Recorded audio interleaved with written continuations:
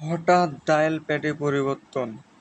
এই বিষয়টা নিয়ে অনেকে চিন্তিত, আবার অনেকে ভয় ভয় পাচ্ছে যে ফোনে কোনো সমস্যা হলো কিনা বা ফোনে কোনো ভাইরাস ঢুকেছে কিনা।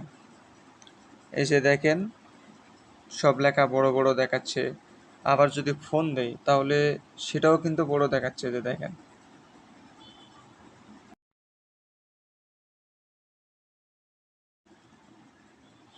এখন অনেকে মনে করতেছে এটা ফোনের সমস্যা বা ফোনে কোনো ভাইরাস ঢুকেছে কিনা, কিন্তু না, এটা একটা গুগলের আপডেট।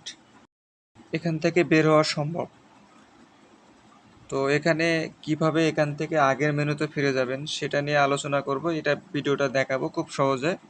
তো আপনারা ভিডিওটা খুব মনোযোগ সহকারে দেখুন। তো ঠিক আছে, ভিডিওটি শুরু করা যাক। চলুন তাহলে। সর্বপ্রথম আপনারা যে ডায়াল কল যে বাটনটা আছে, এই বাটনের মধ্যে আপনারা টাচ করে ধরে থাকবেন।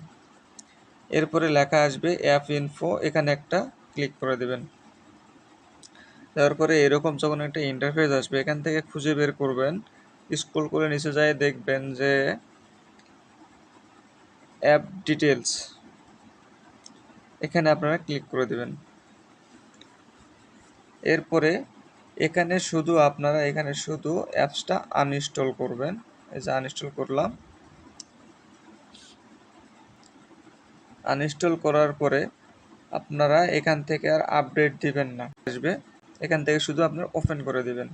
ওপেন করে দেওয়ার পরে দেখবেন এই যে আবার আগের মেনুতে চলে গেছে। এই যে আবার আগের মেনুতে চলে গেছে। তো বন্ধুরা, যদি ভিডিওটা দেখে যদি উপকার হয়ে থাকে, অবশ্যই চ্যানেলটা সাবস্ক্রাইব করে দিবেন, পাশে থাকবেন। ধন্যবাদ।